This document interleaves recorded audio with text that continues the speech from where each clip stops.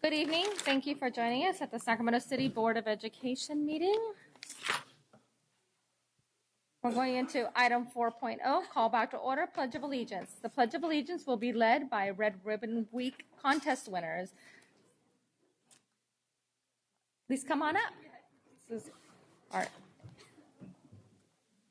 Isidore Cohen group.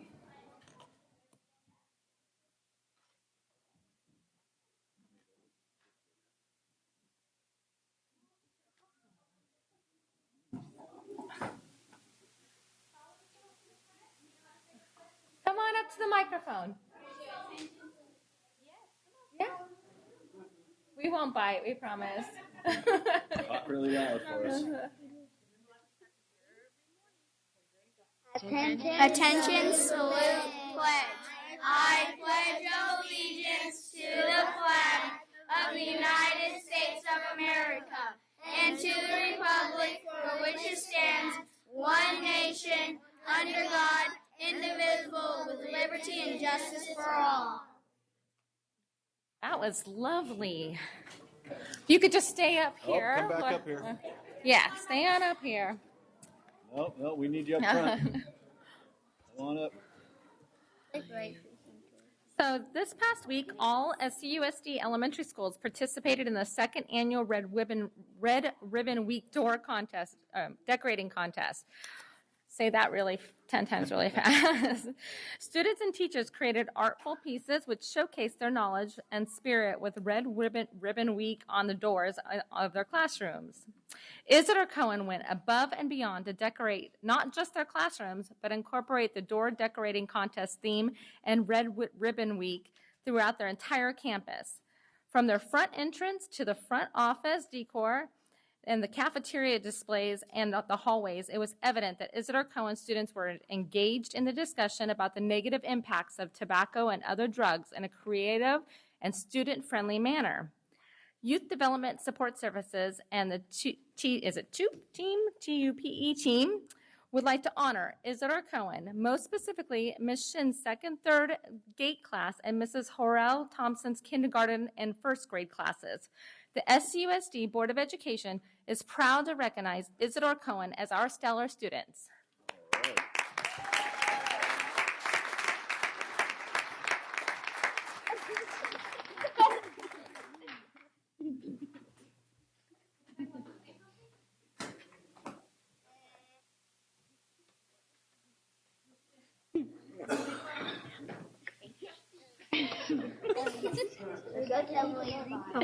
Thank you so much for this honor.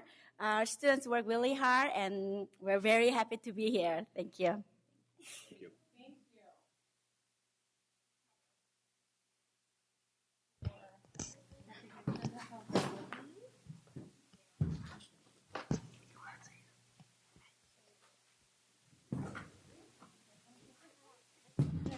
Everybody turn around and look, please.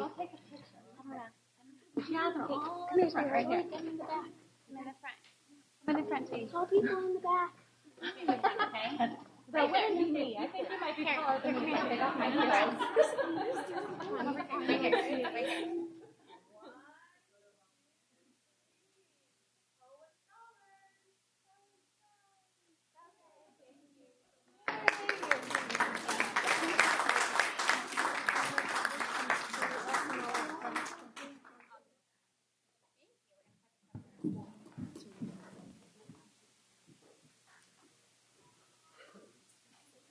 Thank you so much for coming out this evening.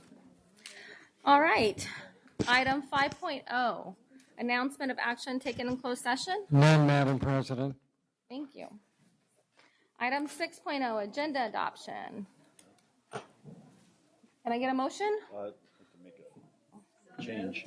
Okay, wait, we got a change. I'd like to propose that we move 10.6 to right after 10.1, so Gerardo would do both his presentations at the beginning. I'll second that. All in favor say aye. Aye. Opposed? Abstentions? Great. All right. Can we have an agenda adoption? So moved.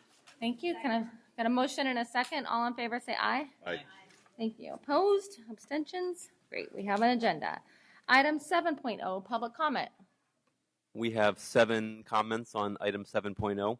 I'll read the first 4 names. If you can please line up behind the podium in the order you're called. John Swedensky, Tariq Hollinsworth, Derek Shelton, and Yolanda Galicia. Come on up.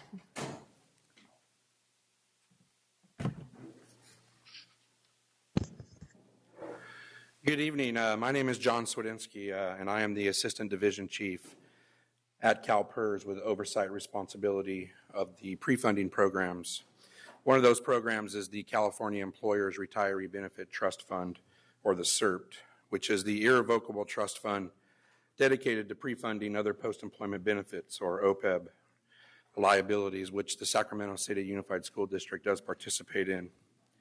I want to take this time to clarify what I believe was a misunderstanding of information that was presented in part by CalPERS at your October 20th, 2016 board meeting just 2 weeks ago. Matt Goss, the CERT program outreach manager, who presented that information to this board, was referred to in a Sacramento City Teachers Association post on their SCTA website and in an email which was distributed to SCTA membership on October 21st as, quote, the CalPERS expert who manages the finances for the district's retiree health fund trust, end quote. Mr. Goss does not actually manage the district's CERT assets, nor did he claim to do so at that October 20th board meeting. The management of the district's CERT assets have been delegated by this Board of Supervisors to the CalPERS Board of Administration. And on a daily basis, the district's CERT assets are managed by the CERT Investment Office and their diverse team of investment professionals. Also, according to the SCTA website, Mr. Goss directed a comment toward the district's unfunded liability and was quoted as saying, "You're doing okay." What he actually said was, "You're doing okay, but you'd like to do a lot better moving forward." Focusing only on the "you're doing okay" portion of his comment changed the context of Mr. Goss's statement considerably. And finally, a slide was presented that showed the collective funded status of 52 school employers who participated in the CERT Trust Fund as of June 30th, 2016. And this slide depicted that their funded status collectively was at 3%. That's true, but that funded status included school entities like community college districts and county offices of education, in addition to K through 12 school districts. Of the 52 school employers, 31 of them are specifically K through 12 school districts. And included in those 31 K through 12 school districts are 3 districts who have very large liabilities that skew the numbers considerably. If in fact you were only to focus on the 31 K through 12 school districts, their funded status would only be 1.8% as compared to the 3% that was reported. But if you exclude the district with the largest accrued liability, the funded status of the remaining 30 K through 12 school districts increases to 6.6%. If you exclude the second largest district, that number increases to 9.1%. And if you were to exclude this district, the Sacramento City Unified School District, which is the third largest liability in the trust as it pertains to K through 12 schools, that funded status grows to 14.5%. This information should have been made available to this Board of Supervisors at that October 20th board meeting, because I believe it provides a more complete picture of the status of the Sacramento City Unified School District as it pertains to the entire body of work of school entities. And for that, I apologize. The CERT program was asked to present this information to the board for the purpose of sharing the district's participation experience in our OPEB trust. It's not our desire or our intent to become involved in any negotiations surrounding OPEB funding policies for the district moving forward, and CERT staff are not financial or investment advisors. Instead, we just aim to share the objective data that summarizes the district's OPEB pre-funding progress in an effort to provide this board and its staff an opportunity to make informed decisions. Thank you for affording me the opportunity to clarify these details. Thank you, Mr. Studinsky. I believe we have a board comment. Member Rodriguez. Thank you, President Pritchett. I just want to take this opportunity, Mr. Sedensky, to thank you for coming here tonight to clarify the record. This board takes these matters very seriously, and I really appreciate that you're here and that you've taken the time to provide us with the information that you did tonight. It's no secret that our district has an unfunded liability issue. In fact, the state of California has an unfunded liability issue, and we're one of the top 3 in the nation. And it's a sense of relief to know that you are all on the same page with that understanding. So thank you again. You're welcome. Thank you so much for coming out. Thanks. Good evening, gentlemen. Start whenever. Yes, you can start. Good evening, Board President Pritchett, members of the board, and Superintendent Banda.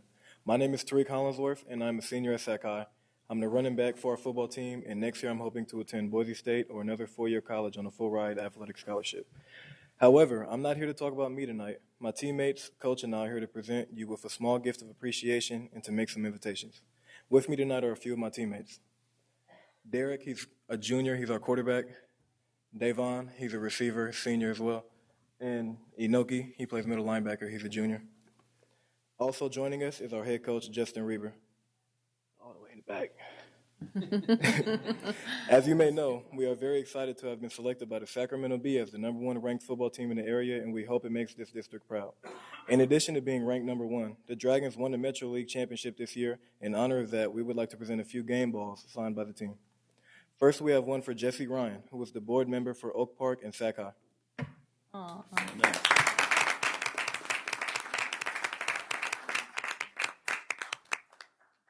Second, we have one for the Sac City School District, and we would like to present it to Dr. Al Rogers, who is a Sac High alum.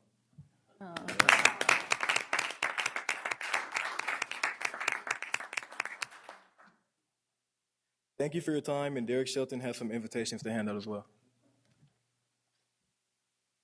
Good evening, Board President Pritchett, members of the board, and Superintendent Banda. My name is Derek Shelton, and I'm a junior at Sac High and one of the quarterbacks for the football team. I'm here tonight with an invitation for the board and the public. Starting back in 1937, Sac High and CK McClatchy have played an annual rivalry football game, and this year it is no different. Not too long ago, this matchup was called the Turkey Game or the Turkey Day Game, and it was played on Thanksgiving Day in the mud and at sold-out Hughes Stadium with 20,000 fans cheering the teams. Now it is referred to as the Bell Game, as the winning team gets the privilege of possessing the bell from Sac High's old clock tower. If you're available, we would love for you to come out for this year's Bell Game, which will be played on November 4th at 7 p.m., and the game will occur at Rio Linda High School. In addition, before each year's game, the two schools join for a captain's lunch of key players and coaches at the Old Spaghetti Factory in Midtown. This event is a great example of camaraderie and sportsmanship, and Sac High has even started doing the same thing with Burbank each year. Member Ryan and Member Hanson, since you represent the schools playing in the Bell Game, we would be honored if you two would join us as captains at the lunch. If you can make it, we will share the specifics with you. Thank you so much for your time tonight. Thank you so much. Good luck. Thank you.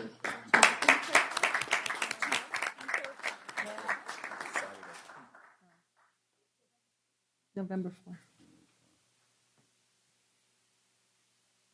Good evening, board members. I'm here to make you aware of a situation I have. I live off of Torrance Avenue, right across from Edward Kimball. And the traffic jam during the time that parents are dropping off their parents is horrendous. I cannot get out of my driveway during that time frame. And when I attempt to do that, I end up getting in disputes with some of the parents that are dropping off their children. They park their car in front of my driveway. They drive into my driveway and park their cars. And when I have confronted them, their answer to my problems is for me to build a gate to keep them out of my parking space. They say I don't own the street, which I agree, I don't own the street, but I have every right to be able to leave my driveway on a timely manner. As a result of the situation, I try to avoid coming out of my home during the times that they're dropping their children. But there's times when I can't help it. You know, I have a doctor appointment, so I have to leave during those times. And each time that I have, it's been tough. Some of these parents do not hold back in getting in arguments with me. They have yelled and cursed at me in front of their children, some of them. And the reason I showed up today is because I finally had enough. Tuesday, I had an incident where I had to leave during the time frame that they were dropping their children, and it's bumper to bumper. That's a small street. It's not even wide enough. And I had to get out of my car because it wouldn't let me through, get out of my driveway, and I asked the lady behind me to back away, and she did. Then by the time I got back in my car, the car on the opposite end had driven in and had blocked me. So I was blocked from behind and the front. Couldn't turn around because of cars parked all along the way. They all park and take up that whole street. And that's, it's already a high traffic volume street due to the fact that light rail's right around the corner. So there's cars coming through there all the time. And when these people drop their children, it's just bumper to bumper. Something has to happen. I mean, it's just ridiculous. Thank you. And Can you state your name for the record? Yolanda Galicia. Yolanda, I believe that Member Rodriguez would like to talk to you real quick. Go ahead. Thank you, President Pritchett. Ms. Yolanda, if I can ask you to step over here to the side. We also have Mai Vang, who is our board member elect, who will be sitting here next month. So I'd like to have a three-way conversation with Ms. Kathy Allen, who's our chief of facilities for the district. So just right over here in the corner chair. Thank you. Thank you for coming out. Do we have any other public comment? We have three more public comments from Tom McElhaney, Frank DeYoung, and Terrence Gladney.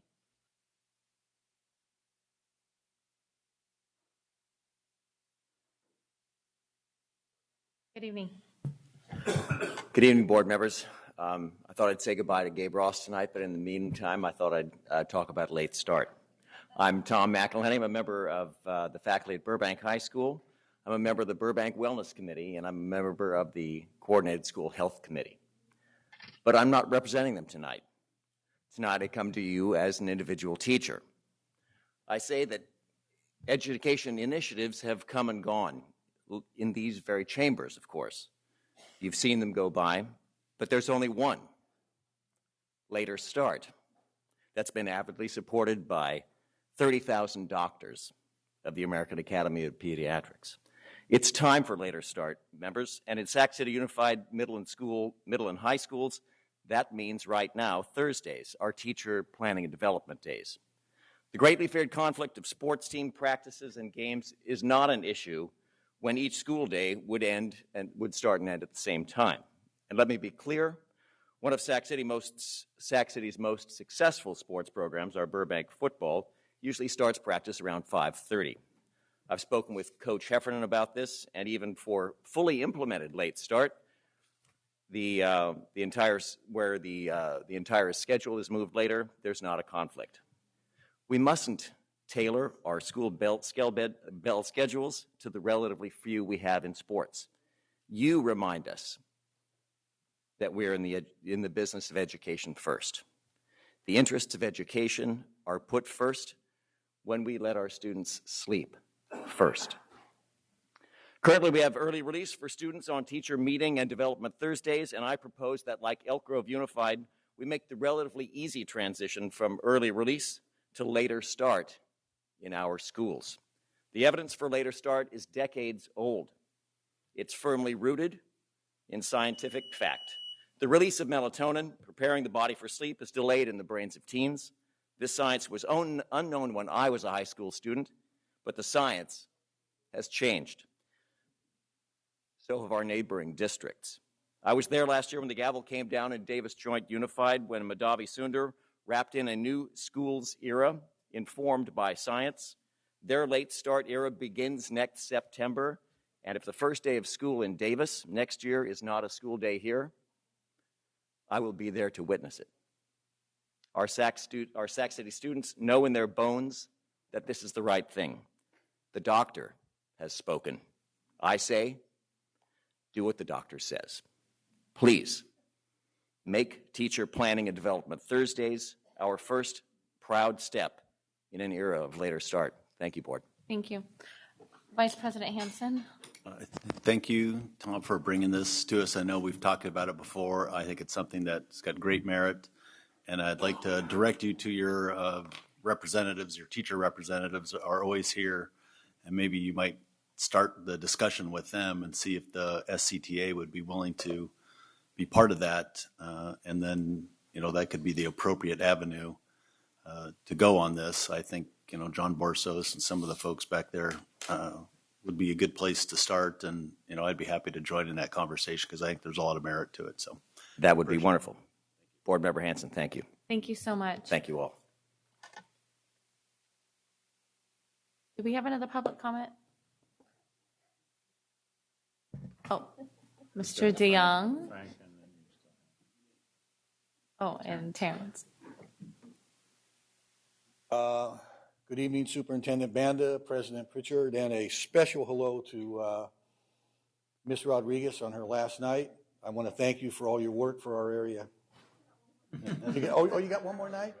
Well, it might be my last night. You're checking her out, Barry. I just wanted to make sure I got it in somehow. That means you can't come next. But my name is Frank DeYoung, and I'm with Hollywood Park Elementary School. And the reason I'm calling is about the robocall I received.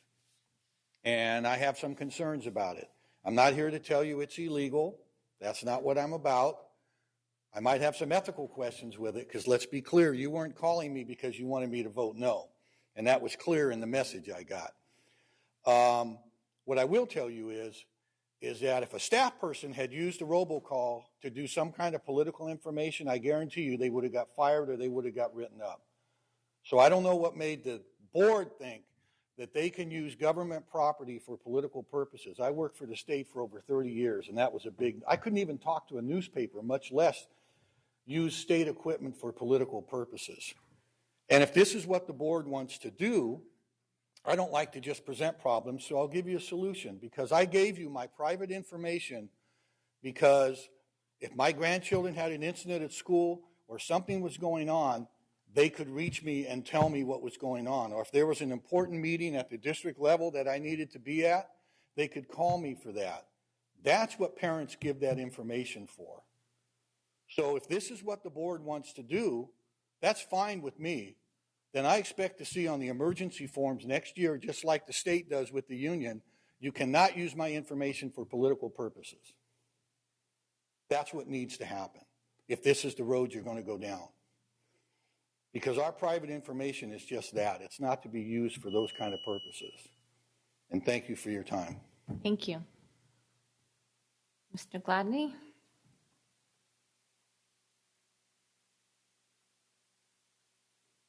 I know your legs are long. You can walk faster. I'm just messing with you. Come on.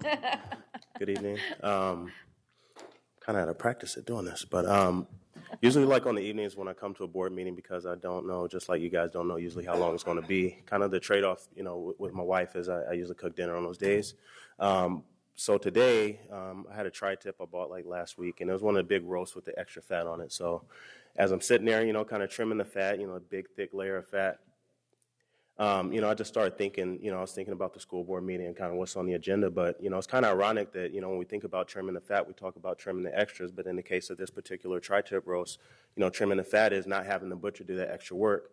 And I kind of correlate that to our school district and just thought about how, for us, trimming the fat might be doing some more of the work our own, on our own, through stakeholders, through partners, and not necessarily trying to be the champions of everything. As a school district, there was a college readiness meeting that I sat in probably like 3 weeks ago.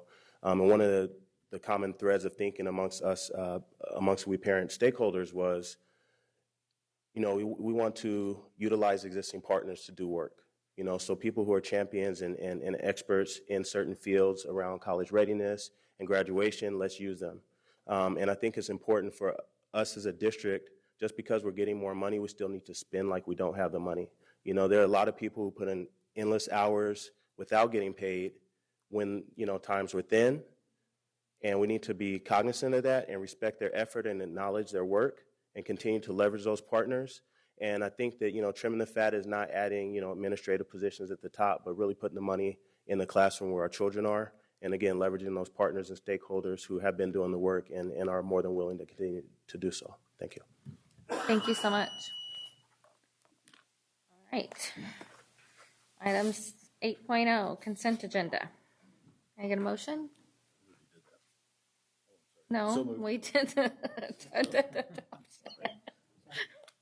got a motion in a second. All in favor, say aye. Aye. Opposed? Abstention? Opposed. Okay, Diana. Member Rodriguez says opposed. Abstentions? Great, thank you. Item 9.0, communications. 9.1, organization reports. CSA. SCTA.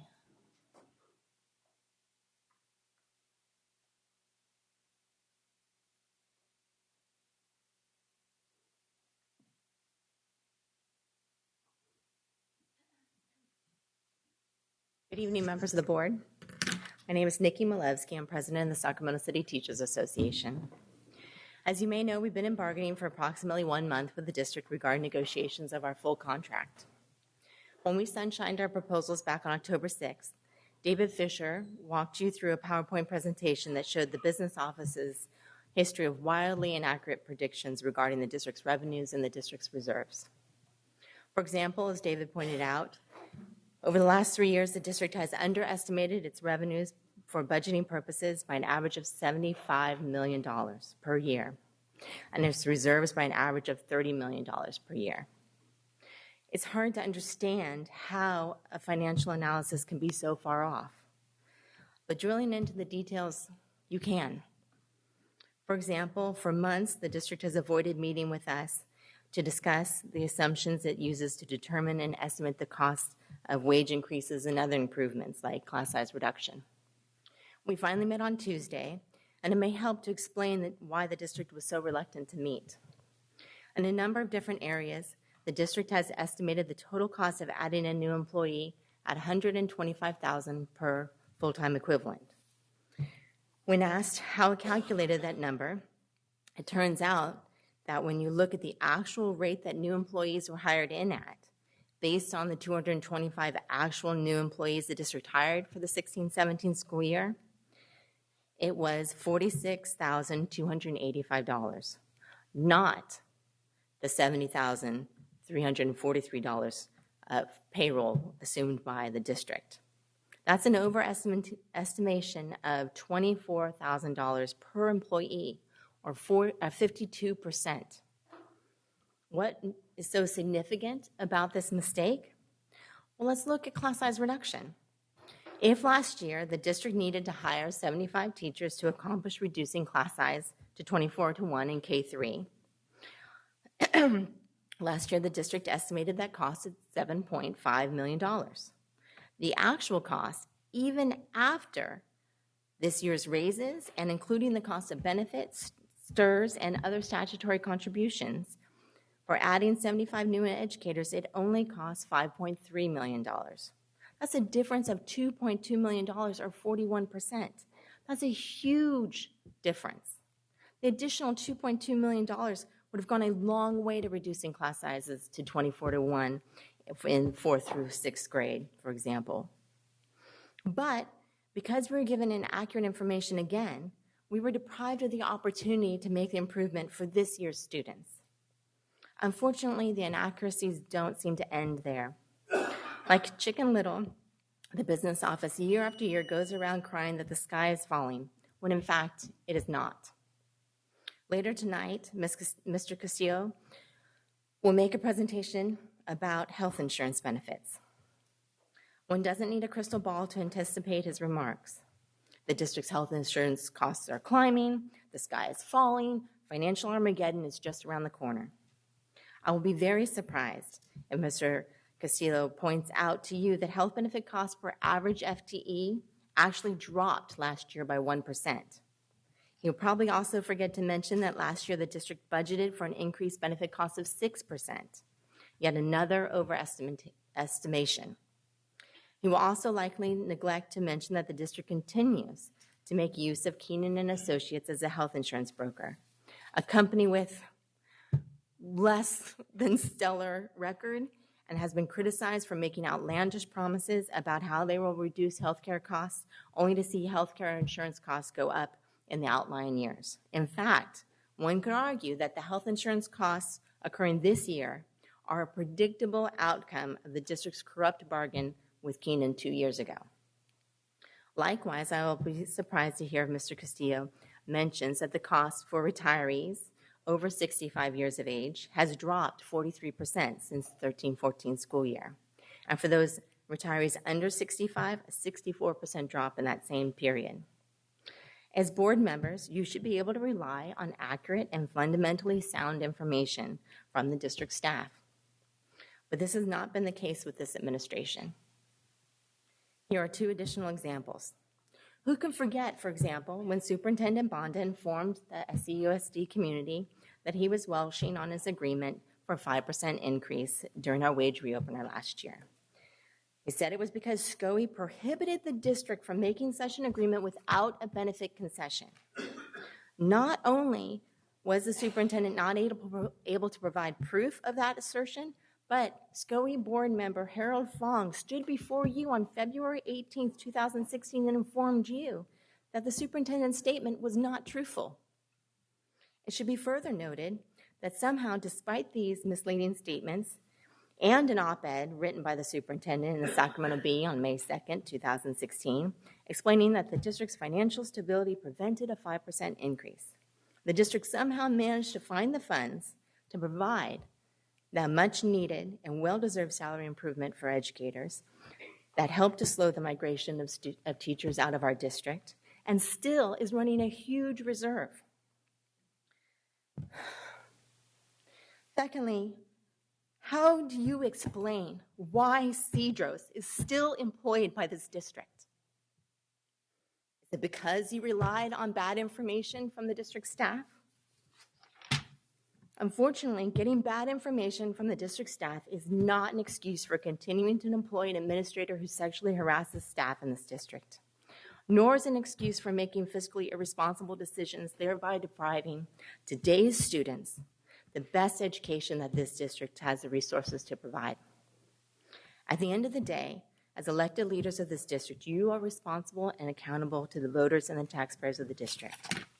Accountability starts at the top. Thank you for your time tonight. Thank you. SCIU? Teamsters? UPE? Item 9.2. Oh, I apologize. Sorry about that.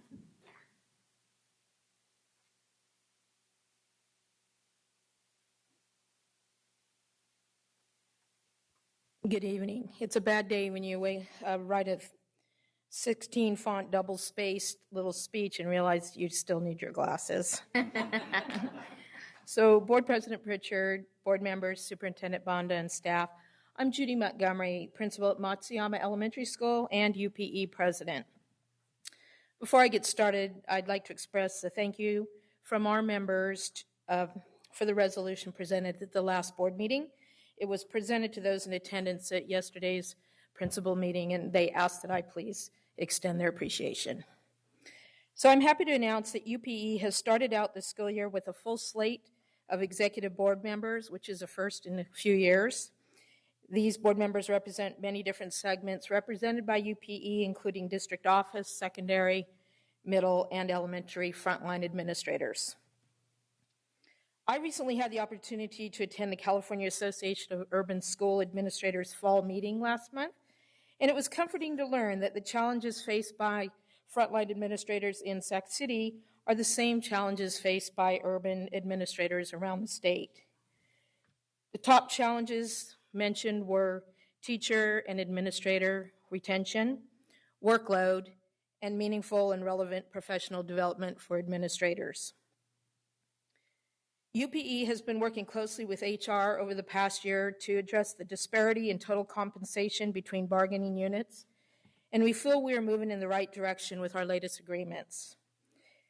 The UPE contract ended in June of this year, and we are looking forward to beginning negotiations with the district in the near future.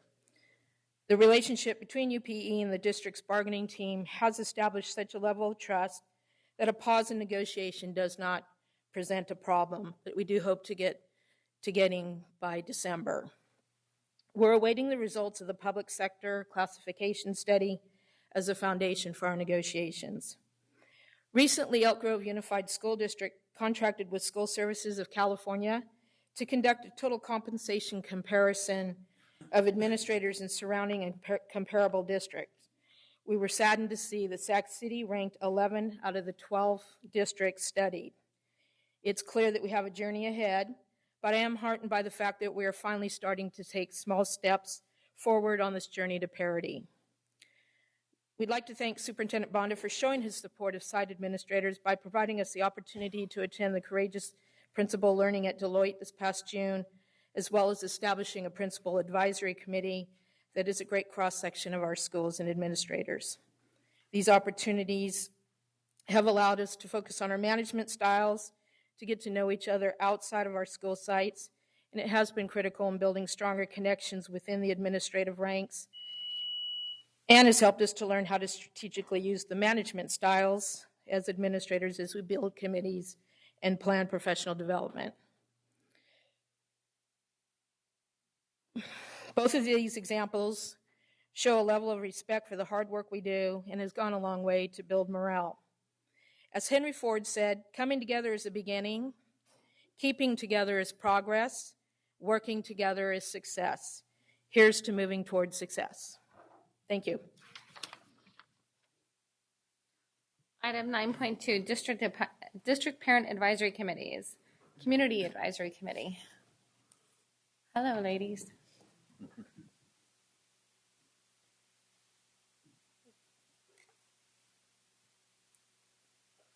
You guys have to forgive me. I was put on the spot tonight. My name is Benita Ayala, and I'm the Vice Chair of the Community Advisory Committee. And I'm here to speak on our school climate workshop that we had that included, can I borrow your glasses? Yeah. That included Nina, who's over the school safety officers. It included Nicole from the Connect Center, Stefan from the Student Hearing and Placement Office. There was a Michelle, who was a student from John F. Kennedy, and it was it was Yolanda from Yo Disabled and Proud, and Maicy from the Social and Emotional Learning. And it was a phenomenal workshop. What we got away from it was it's a good connection of the different departments that is up here. But when we think of our own students in regards to the climate of the school, safety, disciplinary actions, suspension, and what have you, we found that there was a gap.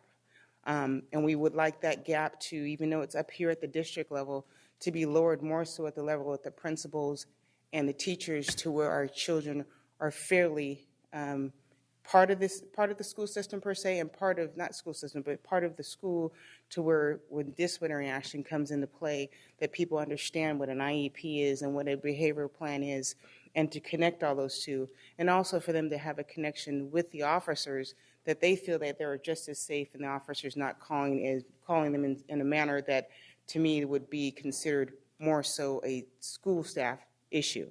But we found that the information that they brought was very helpful, but we were hoping that more so, as Angie goes into it a little bit further, that the information that we've obtained could be more brought to a level as our principals and our teachers to better serve all children of special needs in the school district, because there's a huge population of them. Thank you. So to add on to that, we realized at the workshop that we were missing the representation from the school administrators. There was a lot of questions pertaining to application at the school sites and training. And also, why aren't there mentors, safe zones during lunch, more ways for students with disabilities to be leaders and things like that at the school sites. So the Connect Center seems to be doing a lot of great things. They have task force, clubs, conferences, opportunities for student leadership, and we want to model supports for students with disabilities on that, so that more people are watching out for students with disabilities. And we also want to collaborate and build more partnerships across the district with community organizations like Yo Disabled and Proud, who was there supporting us, and work more with the individual school sites. And we currently have a work group working with Sam Brannon, so we're really excited about that. And the other item was the data dashboard, just a suggestion. The CAC members would like to see students with disabilities listed as a subgroup on the student engagement discipline page. Currently, they're the only group not listed. It's got English learners and socioeconomically disadvantaged, and then by race and ethnicity, but not by students with disabilities. And we think that we need that there because we need to keep a close eye on that. And the data dashboard quotes, creating a supportive school climate and decreasing suspensions and expulsions requires close attention to the social, emotional, and behavioral needs of all students. The discipline data provided below can be used to increase awareness of school climate and equity issues and keep more students in class. Just quickly also, we want to give a special invitation to all members of the board and superintendent to attend our next workshop on November 15th. It's a workshop on transition, so transitioning students from preschool to elementary school, from elementary to middle, and middle to high, and then beyond that, which is very difficult for many students and many parents, and ways for them to better plan. And then lastly, this is Magdalene. She's a parent, and she's going to talk about another event. My name is Magdalene Zagopoulos. 1 out of 690 births is a child with Down syndrome, and 5,000 babies born in the United States are born with a diagnosis of Down syndrome. I'm on the board of directors of the Down Syndrome Information Alliance that provides support, information, and activities for people with Down syndrome and their families in the greater Sacramento area. We spread from San Joaquin County all the way to Nevada County, Placer County, and beyond Solano County, and so forth. And this weekend, we're celebrating our 5K run and 1 mile walk at William Land Park. Also, I wanted to say that today we had over 100 educators at our workshop. We sponsor workshops every year, and it's the road to success for your students with Down syndrome. And we had many educators from Sac City Unified School District there today, and I was very impressed. Last year, my daughter's teachers came, and I was so blessed to have them there. We're also offering a workshop coming up called Feeding Therapy, provided by a national organization called Talk Tools. And so I'm here just to invite the board to participate maybe in our walk this Sunday, our walk and run.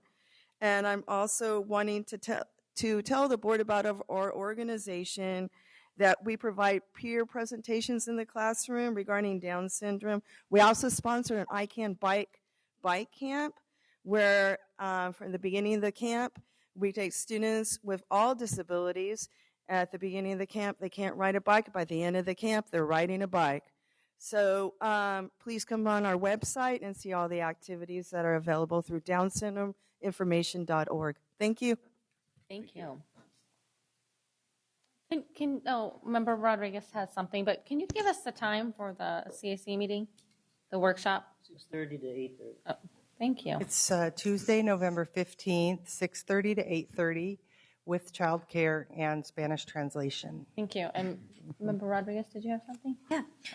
Very quickly, I just wanted to thank the entire CAC for their thank you note. It's not often that things like that touch my heart, but that did. And the nice sayings that everybody wrote in that card really brought mist to my eyes.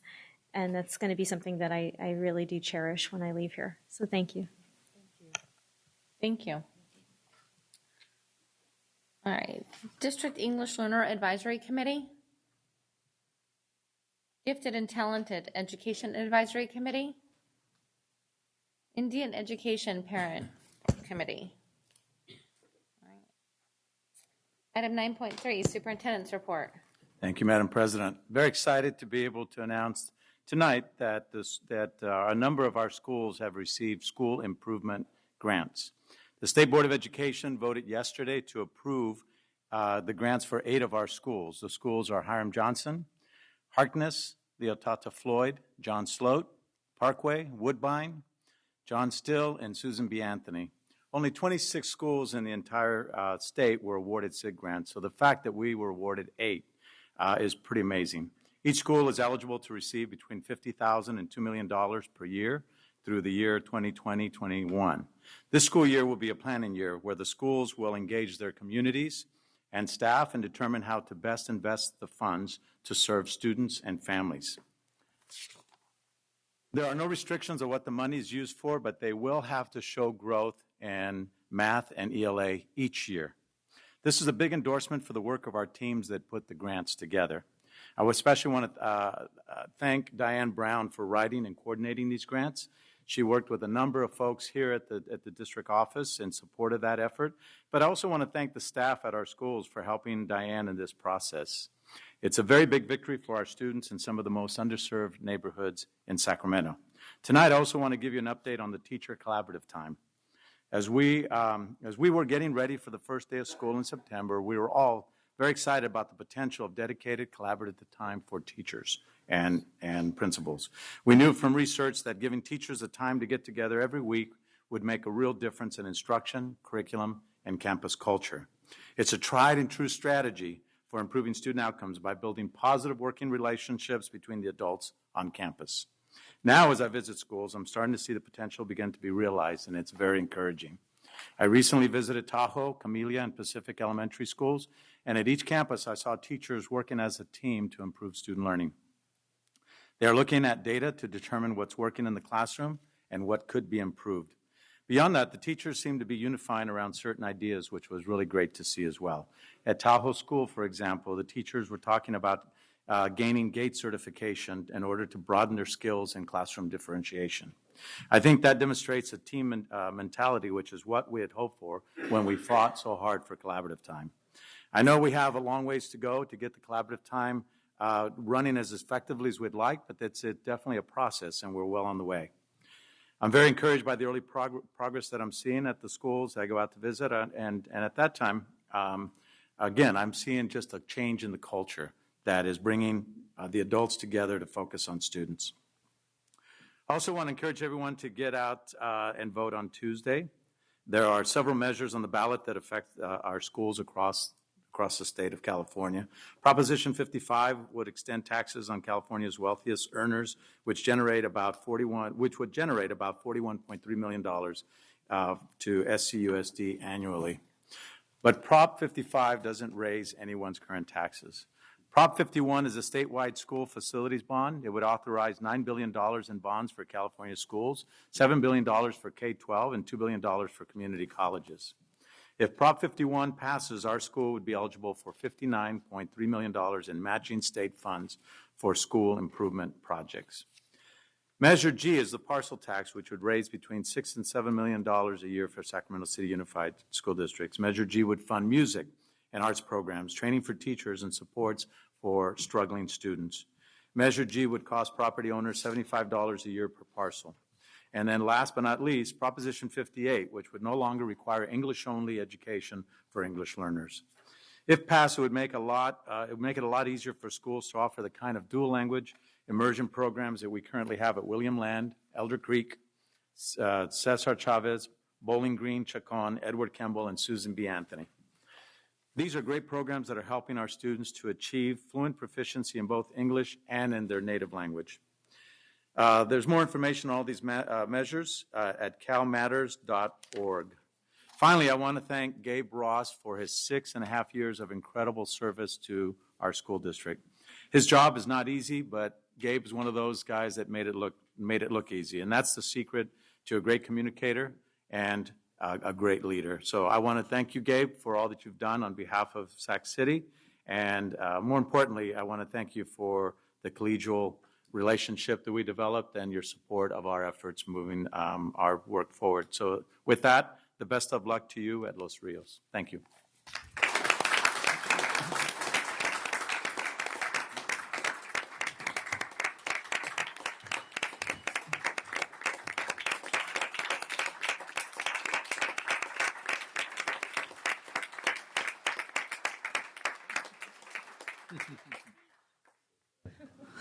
Speech. He's going to cough. Do a cough. All right. Thank you. Item 9.4. I was going to say the same thing he said. No. There's been many things going on in my district, but for the sake of time, and since we started you all 20 minutes late, I'm going to forego my president's report and try to get us back on time. Item 9.5, student board member report. Ms. Natalie Rosas. Thank you, President Pritchett. Since the last board meeting, Student Advisory Council has had its October 19th YCM. During the meeting, we focused on our third initiative and gathered feedback from representatives. We are going through the planning stages and are actively looking to build interest and sponsorship. We will be presenting to the Youth Development Department and are hoping to announce to the district our new initiative when things are solidified. Our next meeting will be held on November 30th. We are hoping to have our next meeting at Sac State and are currently planning what are the next steps for our new initiative. Thank you. Thank you. Item 9.6, information sharing by board members. Member Wu?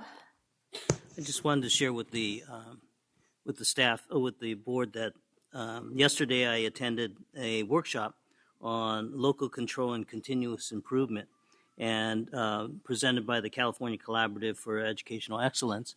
And I look forward, as I attended with a number of our staff, I look forward to them presenting to us a workshop so that we can understand the metrics and the rubrics moving forward as we step into a new era of evaluating ourselves and our schools and our students. So I look forward to seeing that in the future. The remainder of my time, because what is a communications director without making a speech? I don't think I've ever heard a communications director make a speech. So I'm going to yield my time to him so that he can make that speech. Oh. Want some talking points? I think it's safe to say that the best communications people are prefer to be behind the scenes and not on the microphone themselves. So thank you all for the kind words, and I will miss you all. Thank you. Thank you. Member Rodriguez? Thank you again, Madam President. I know, Mr. Ross, you're going to miss me the most, aren't you? That's an inside joke. So I just, on that note, happy note. So I just wanted to kind of review a little bit about my activities here as a board member. Later in the month of October, I met with President Nelson of Sacramento State University. We had a nice breakfast with some other board members from around the area. And what we did discuss is about how then do we imagine doing a dual enrollment and building partnerships with Sacramento State.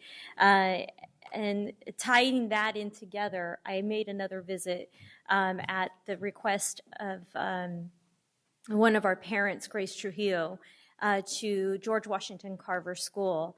And to my surprise, and I'm not sure, Board Member Pritchett, if you know this, but we already have a partnership with Sacramento State in that their teachers are credentialed to take the students that they have and teach them college-level English.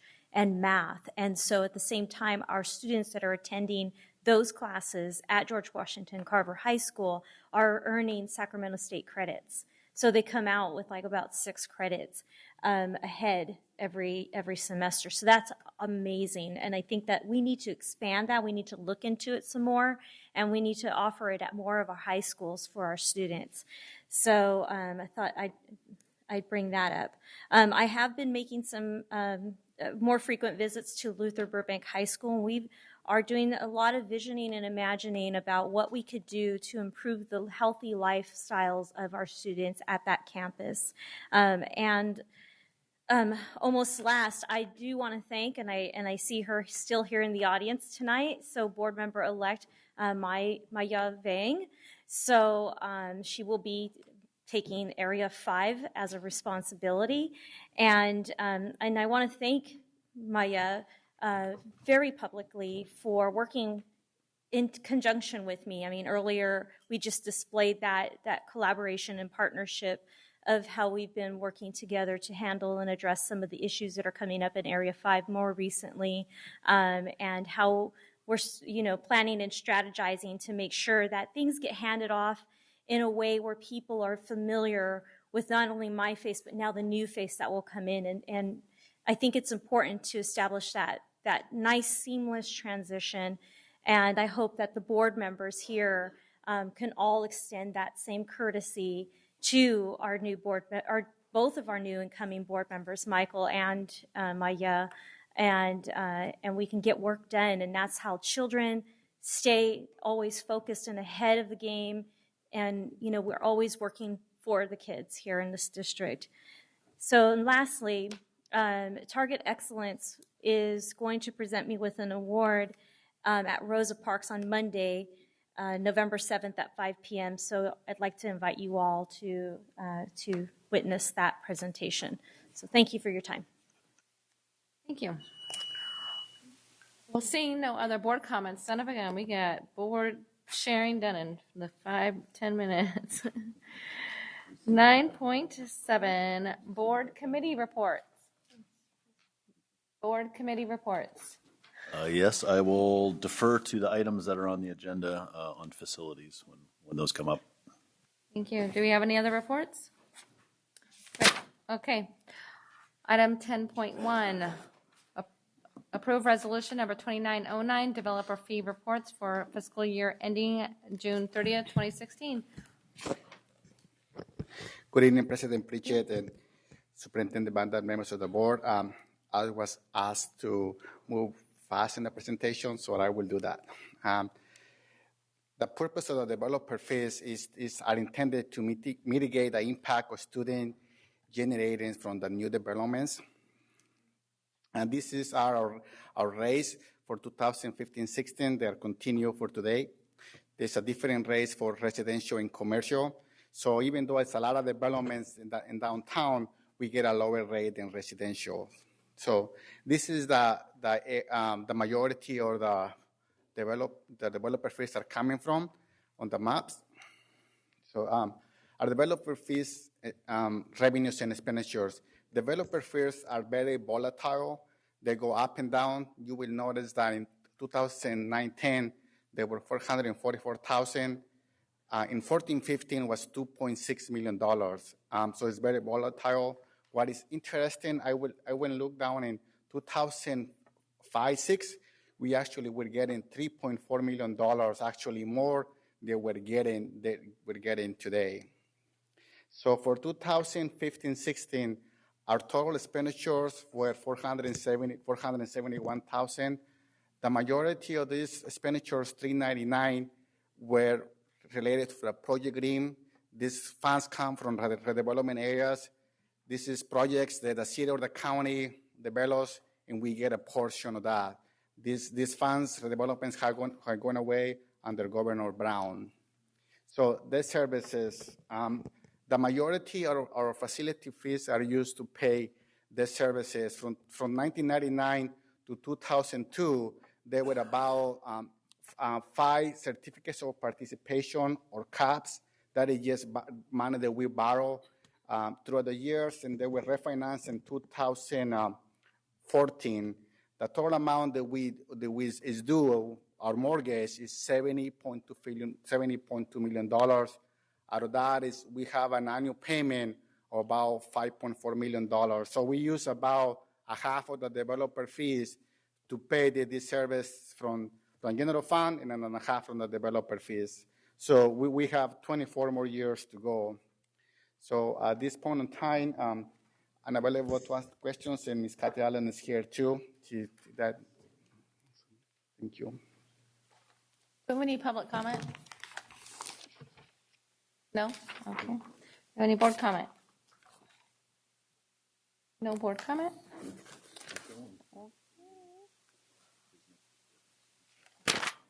Great, this is an action item. Can I get a motion to approve? Thank you. Second? Second. All in favor say aye. Opposed? Abstentions? Great, thank you.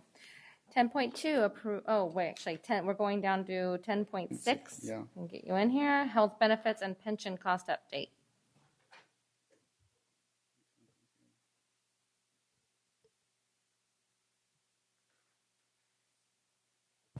Okay. Good evening once again. Tonight we will present to you our health benefit cost update and the pension cost update. And tonight we have Mr. Michael Smith, Director of Finance, and Tanisha Turner, Director of Payroll and Benefits. Under the new strategic plan, this information is in the operation excellence and also community empowerment.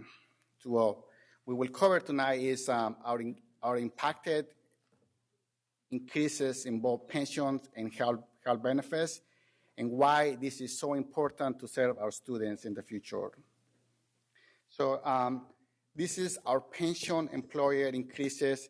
By the year 2021, we will increase our costs by almost $27 million from today. These are not projections that we made. This is the actual law that is in effect as of today. So by the year 2021, our pension costs will double down. So this is a gift from the local control funding formula. It's supposed to be a joke. It's not a gift. It's a tremendous increase in costs that we did not have before. So even if we don't get any revenue, we're still obligated to pay this pension in cost. So the other part is about the cumulative impact of health benefits. So it's important to do, and I want to talk a little bit more because President from SCTA make a comment about what are assumptions. Our health benefits for this year increased 10%. So yes, the last couple years we have a lower than projection, but I want to remind everybody that 2 years about we did some changes. We removed from HealthNet, we went back to HealthNet, we removed from CalPERS. So those changes help us do some temporary savings than projected. Those things are back on the table, so you cannot look back history when your current rate is 10.7%. Our current rates could be subject to the Obamacare penalty of 40% if we just take a projected for 2021. So this is projections. Yes, on this area, we're using some assumptions, but we are using assumptions that we know as it is now. So we're assuming a 10% increase, and yes, we hope they don't happen, but that is the reality. We will not do a good job if we will present to you other than a reality. So this is our assumptions. There's some assumptions. Assumes we don't change any of the plans. We continue with the same provider. So there is a lot of opportunity to reduce those costs, but we have to make the assumptions that we know now. So Sacramento Unified School District has actually 5 different health plans. We serve over 7,500 members. Out of those, 3,000 are retired. So compared to other districts, they usually have 2 plans. We have 5, and we have 2 starting days for open enrollment. So it's very, you can imagine manage that is very complicated. I thank you, Tanisha, for all your hard work on that area. So another area that I want to talk about is the cost and revenue. Again, during the last 2 years, we were very blessed that we received significant one-time funds where our revenues were greater than our costs. Starting this year, that has slowed down. So yes, that's happened in the past. The governor of Phoenix paying the Wallow debt. He's not paying any more debt, so we had to go with what we know as at this point in time. So by year 19, if our continual costs that we have now in our revenues, we will have a deficit spending about $21 million. In summary, health benefits and pensions. In benefits, we will spend about $110 million district-wide, and pensions 44. And we at this point in time, we're able to answer any questions. Thank you. Do we have any public comment?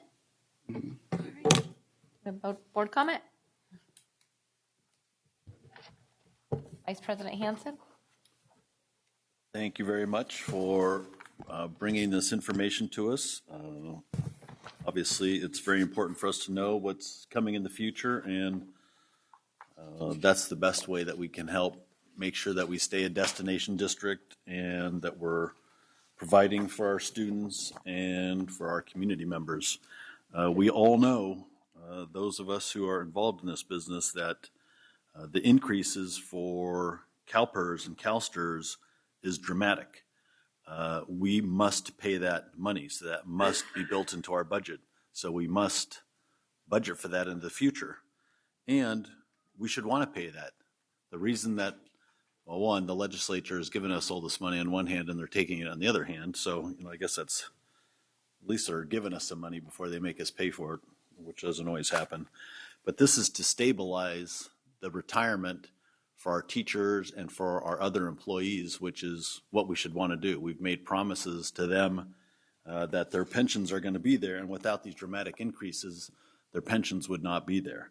So all this money really is going into benefits for our current employees.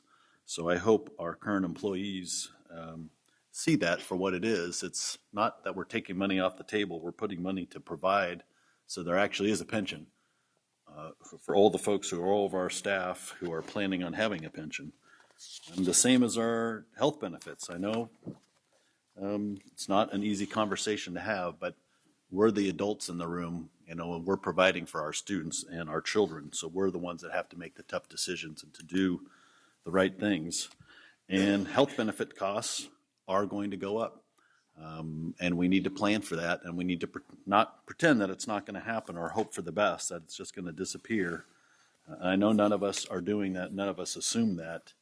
So I think it's very important for the public to know this. That's why I think it's important for us to continue to have these presentations so that we can be responsible fiscal stewards.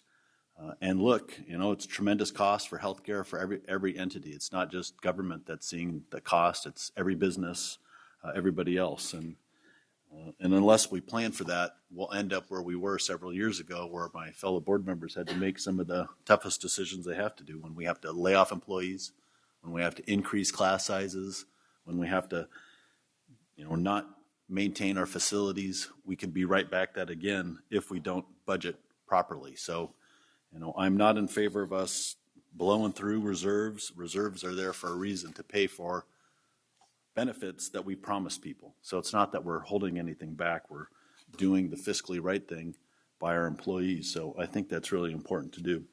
I also just wanted to note that the gentleman who came here from CalPERS before, of their own will, there was nothing that we'd asked. It was because of a story that was posted on SCTA's website that unfortunately was just inaccurate. And I assume that SCTA will be correcting the misinformation you put out to your fellow teachers, because I think it's important for you to be honest with them as well, so you know that we're being good fiscal stewards and it's not that we're trying to hide the ball. So we're all in this together, and I hope that we're all good partners together, because that's the only way that we're going to be having a cooperative, positive relationship and putting students first, because I definitely believe that. And taking care of our employees and making sure that there's health benefits there and the pension there, that's how we make ourselves and keep ourselves as a destination district. So thank you for providing this information. It's very informative, and I think it's important for the public to know this and our community partners so we can all make these decisions together. Member Rodriguez. Thank you. Thank you to all three of you. First and foremost, this is not an easy job that you have, never is. Wasn't in the past, probably wasn't easy to get together to come forward to us today. And in the future, probably is not going to be any easier, right? So I just wanted to make sure I thank you because I know that you've got probably 7 of us up here that ask you a gazillion questions on any given day and any given time. And, you know, personally, I get a response pretty rapidly. So thank you. And I also want to say, and not directed to the 3 of you or any of people on your team, but that I take deference when people from the public come here and they don't understand a thing about what goes behind budgeting and projections, and then have the audacity to belittle our staff. I take deference to that. Right now, we have such a great fiscal team. I want to give you more accolades than I can even have words for. You're doing what you need to do and what is necessary to keep this district from fiscal peril. And you don't deserve those words at all. And I apologize for those words that you all had to hear today. Thank you again. Thank you so much for your work on this. This is an this is an informational item. So thank you so much for your work. Thank you. Okay, we're going back up to 10.2, approve local control and accountability plan, parent advisory committee selection. Dr. Al Rogers and Ms. Kathy Morrison.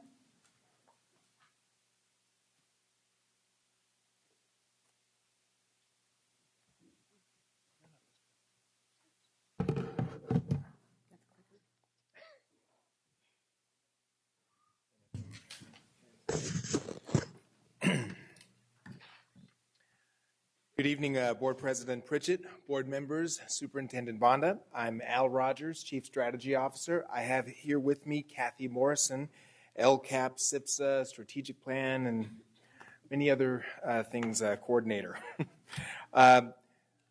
We are here this evening to provide the board with an update on the LCAP Parent Advisory Committee application process and outcomes.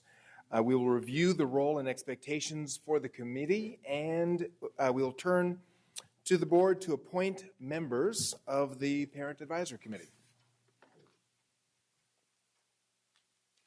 Briefly, we note that the California Education Code expects all districts to establish a Parent Advisory Committee to review and comment on the LCAP draft.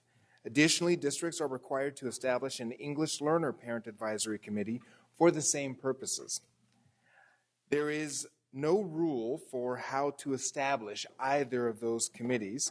Our district has used a democratic selection model for the LCAP Parent Advisory Committee and creates a subcommittee of the DLAC for the English Learners Parent Advisory Committee. This model for selection of members was established 2 years ago. Each board member and the superintendent appoint 2 members to the committee for a total of 16 members.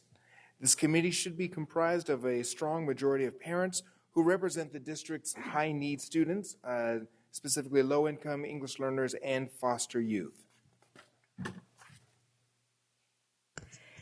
Good evening, President Pritchett, board members, and Superintendent Bonda. I'm Kathy Morrison.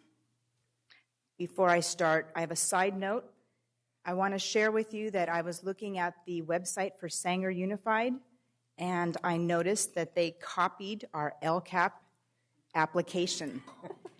They copied it it was last year's, so they were using last year's words, but they copied it right down to the question that you board members wrote in a meeting, if you remember that.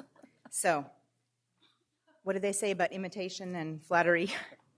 So the LCAP Parent Advisory application was open from September 1st to October 31st, and this year we received the largest number of applicants to date. We had 42 applicants, 26 of which are current parents and caregivers, 5 former parents and community members, and a very, very bright spot, we had 11 students apply, which is a first, and we really look forward to working with those students. We also, in the pool, had 5 veteran applicants who we expect to help us lead and build knowledge for the new members who joined the committee this year. This is a graphic from the application survey with the identified demographic categories, and just using it to illustrate that we have a diverse applicant pool that is pretty closely aligned with our district's student demographics. Serving on the LCAP Parent Advisory Committee requires a significant commitment of time, including but not limited to meetings, trainings, and engaging in community outreach. All of the members who applied this year indicated their acceptance of these agreements as they completed their application. Now, again, this is the role and scope that we have stated for the committee for the past 2 years. The committee will be informed on the implementation of the current LCAP and the progress that the district is making toward goals. The principal deliverable or outcome is, of course, commenting on the draft LCAP, but we also work with this committee to synthesize input from our stakeholders through the community meetings, surveys, and so forth. And I want to take an opportunity to point out that we are also continuing the Parallel Committee for Parents of English Learners. As you know, using DLAC as the committee for this does meet the LCFF statute. However, we have heard loud and clear from our community that they want to learn more about the LCAP and participate at a deeper level. So we have been recruiting through ELACs, DLAC, and the Parent Leadership Pathway. Thankfully, we have a strong, committed group of parents on the DLAC, and we have their support in recruiting, but we do admit this is a challenge for us. So the PAC is facilitated by staff, but to enhance the facilitation model, this year we've planned to conduct our work like a professional learning community, or PLC. And that is an environment where everyone collaborates on learning. We have a common understanding about the law surrounding LCAP, the committee purpose and roles, but we will learn together about the new state accountability system, and we'll find ways to dig in deeper. So, to close, after tonight's meeting and the appointment process, we will contact those appointed and schedule our orientation date. The first meeting is November 15th, and that will be both of our groups together, the Parent Advisory and the English Learner Parent Advisory, and meetings will continue through June after that.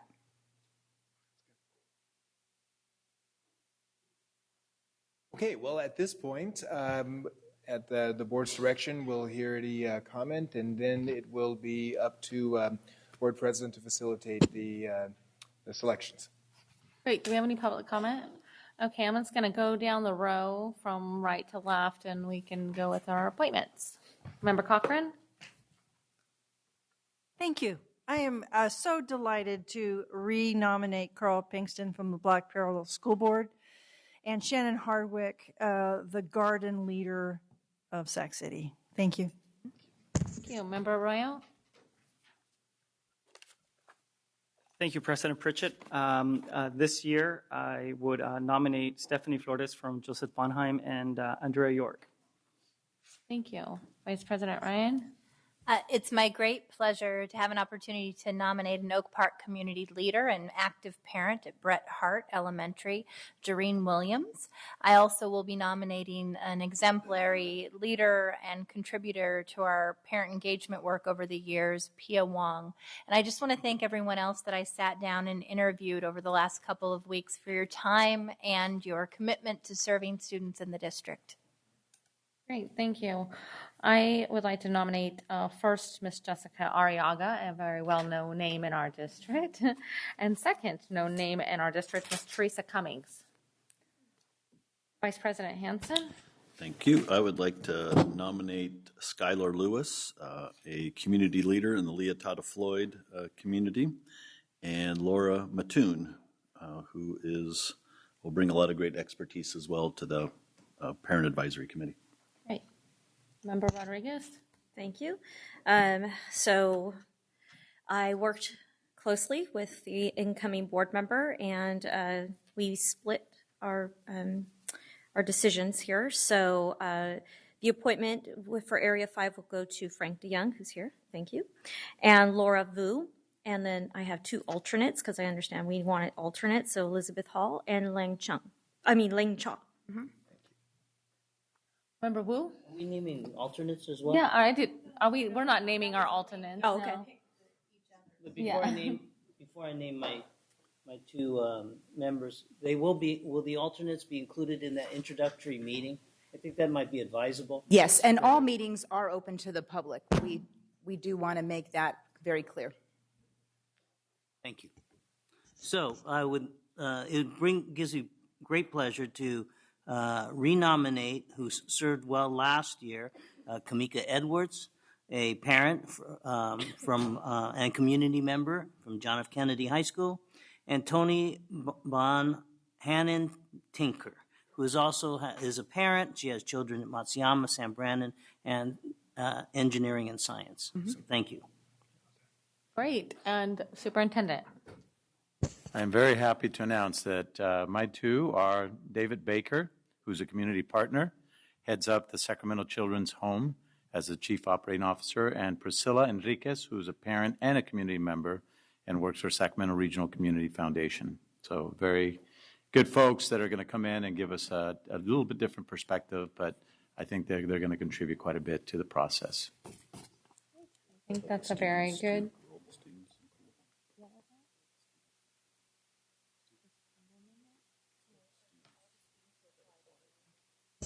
Oh, were all the students included? Yes. So it may have been missed at an earlier meeting.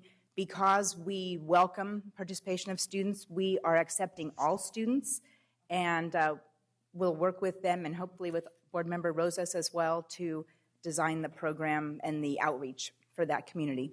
Great. Thank you for clarifying that, and thank you for Board Vice President Hansen. Member Rodriguez, did you want to say something? Question. Okay. Okay, so speaking of alternates, are they going to be invited to every advisory meeting so that they're not missing a beat? Mm-hmm. So not necessarily that they'll have a vote at those meetings, but that they have an open invitation to come, listen, learn in the event that they need to step in for the missing members. Yes, that's our intent. Okay, thank you. Great. Okay, well, with all of our nominations, I need a thank you. I got a motion and 2 seconds. All in favor say aye. Opposed? Abstentions? Great. You have your committee. Thank you so much. Looking forward to see what comes out of that. Item 10.3, Enrollment and Attendance Center Update. Ken McPeters, Ms. Mary Harden-Young, and Mr. Lopez. Good evening. We're here tonight to give you an update on the Enrollment and Attendance Center. Good evening, board members and Superintendent Banda. With me tonight is Ken McPeters, the Director of the Enrollment and Attendance Center, and Elliot Lopez, whom you're familiar with, our Chief Information Officer. Just a really quick background of the work of registration, how registration happened before the Enrollment Center. Prior to the enrollment center, our sites each individually registered students who attended their schools, meaning that a family with multiple children would visit each school or travel to each school site to register. Enrollment protocols and practices varied from site to site because of the knowledge and expertise of clerical staff at the schools.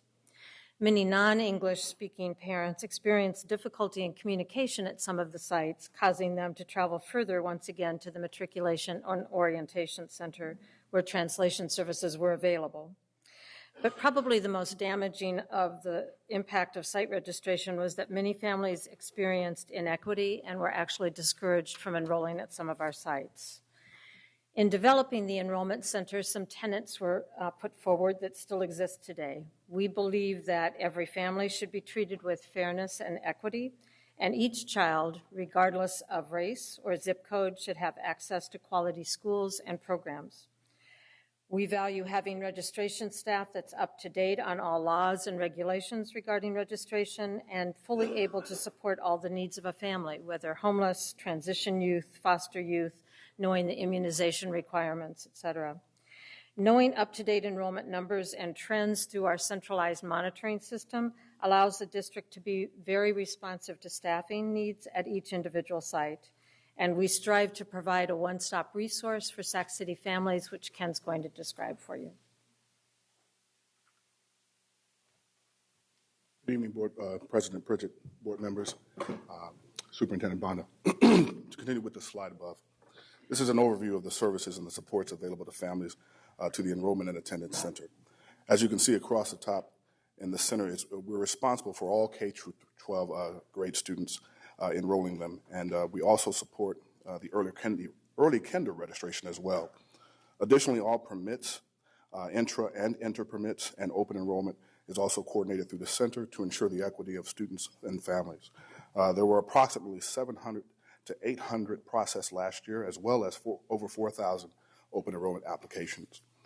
Tenant support is also multifaceted, and it includes home visits, sending attendance letters to families, guiding the SART process, as well as holding SARTs at the district level to build in systemic support for families struggling with getting their children to school. At the center, families have have access to translation services, which is a big need of our families. And along with that, we connect with the Connect Center to provide that support, as well as the immunization with student support services. The next slide is the team that opened the Enrollment Center. Initially, were proud to build an exemplary-centered model during tough budget years. However, the reality is that the necessary resources weren't invested at the time. The number of families now utilizing the Enrollment Center has dramatically increased over the last 5 years and makes wait times longer during our peak enrollment times.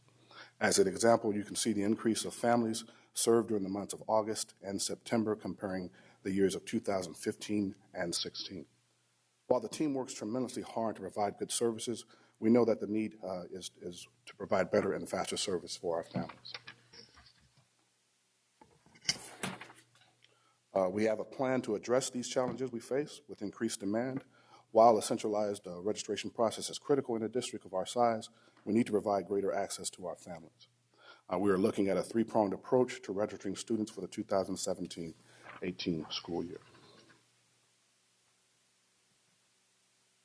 We have the improvement plan, which is first to, let's talk about the changes that are already underway in the Enrollment Center. We're streamlining the process for parents, including a person who greets each parent. We're also creating separate lines for folks that are returning to the Enrollment Center that had previously visited us and just need to bring back additional paperwork. We're hiring additional technicians to provide the one-to-one supports for our families, and we're also looking to expand our hours of service and additional days during peak registration to serve our families. And we're going to utilize kiosks for online registrations, which Elliot will explain in a moment here. Good evening, Board President Pritchett, board members, and Superintendent Bonda. As part of our focus for improving the parent experience, the district is deploying a web-based enrollment system that will allow new families to complete the majority of the registration process online. Parents will be able to access the system from home, from any computer connected to the internet, or from a kiosk provided by the district in strategic locations. This year, for example, we will be rolling out self-service kiosks in the Enrollment Center and working with principals on the placement and support of dedicated kiosks at schools. As part of the initial rollout, we will be collecting information required to scale the program in the future. Online registration improves the customer service experience for families by allowing them to complete registration conveniently and by making them aware of the identification and paper materials they need to bring with them to the Enrollment Center to complete the registration process in person. This reduces the likelihood of needing to come to the Enrollment Center more than once, which is one of the greatest causes of increased wait times and impact to the overall customer experience. For families using online enrollment, the total time spent at the Enrollment Center will be reduced dramatically. We estimate that the entire process will be reduced to about 15 minutes total time as compared to the current visit duration of over 1 hour. In addition to streamlining the enrollment process, this will allow district staff to focus on providing additional resources and support to parents, instead of focusing on manual data entry and transcription of paper forms. As a result, the accuracy of parent and student data in our systems will also be improved, furthering the efficiency of other district processes dependent upon this information. We know that our numbers dramatically increase the month prior to school starting and result in much longer lines for our parents. To further reduce the wait time and support families in their community setting, we want to create additional venues for access of registration. For that, we're considering the possibility of opening 3 to 5 regional centers during the month of August itself. The Enrollment Center would stay open to serve those families that need the full array of support provided there. But perhaps some of our comprehensive high schools could be considered as regional centers. As an example, Rosemont High School could host a regional center and provide easier access for families living and or working in the eastern area of our district. And Burbank High School could host a regional center for families in the South Sacramento area. Kiosks would also be located in the regional centers, providing additional access and ease for our families. Our immediate next steps include hiring additional technicians to provide support for registration and attendance service to families and sites. We'll also work with principals to determine the best placement for registration kiosks, as Elliot said earlier, and the support necessary for implementation. We'll also gather input from stakeholders on the number and location of regional centers that would best serve them. Our goal is to bring all of this information back to the Board of Education this next spring. And we are available to answer any questions that you might have. Sorry, public comment. We have one public comment on this item from Steve Bruno.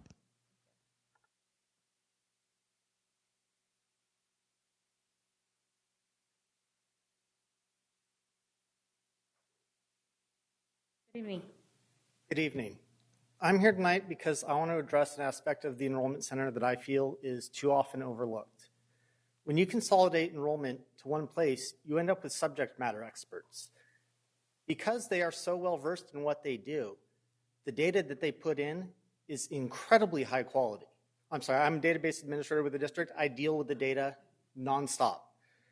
And my name is Steve Bruno. And despite the fact that they enter the vast majority of our enrollment records, they make up a small minority of the data errors that we have to track down and correct. And this data is critical to the operation of this district. Our CalPAD submission, the monthly enrollment and attendance report, LCFF calculations, our notification of truancy reports, everything is tied to the enrollment records. Having the data consolidated primarily with one team ensures that we have quality data so that the rest of us can do our jobs as well. Thank you for your time. Thank you.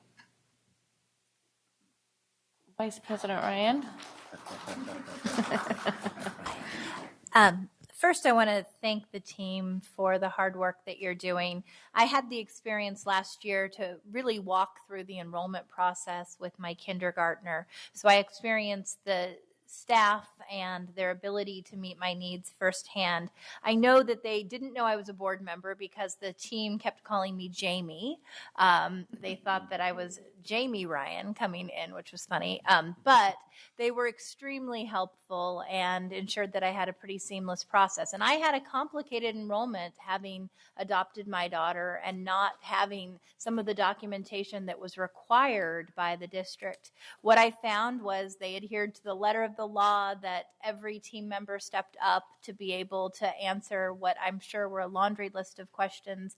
And once our adoption was finalized and I was able to bring back her new birth certificate, everything was updated in the system that day, which gave me a tremendous peace of mind. I also appreciate the equity that having a central enrollment system provides.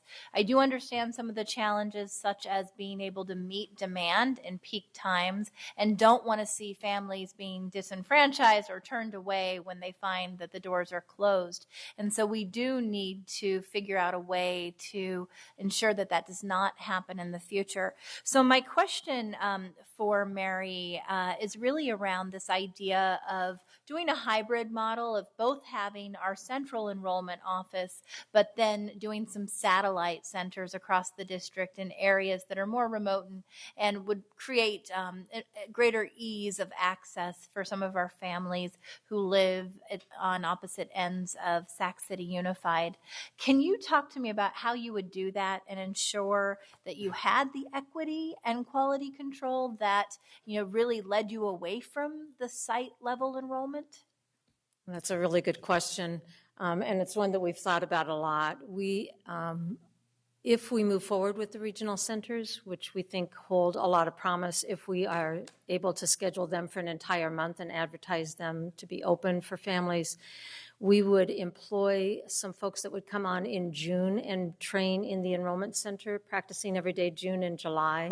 And then we would have one of our veteran staff members who do such a good job head that regional center with possibly two of the temporary folks that are fully trained.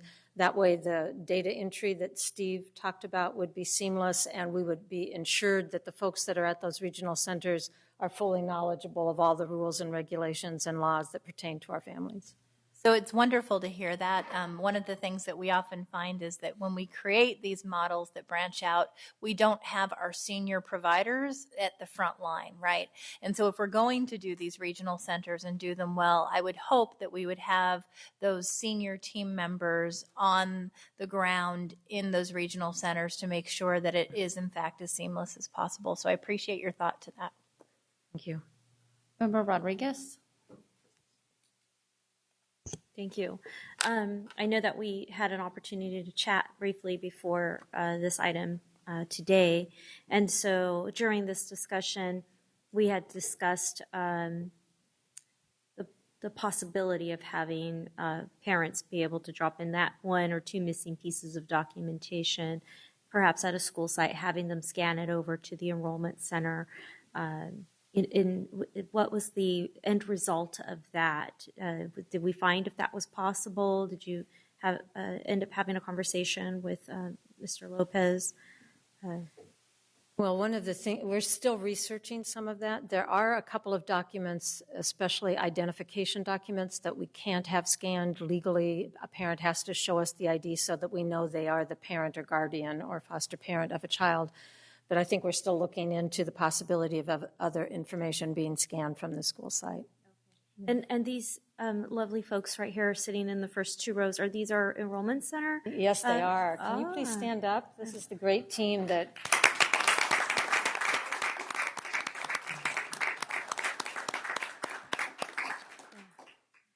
Yeah, I mean, I think by listening to the task that is at hand, I never knew how enrollment was so complicated until hearing about all the things that had to get, linked and processed, and linking families and heads of families and children at different school sites.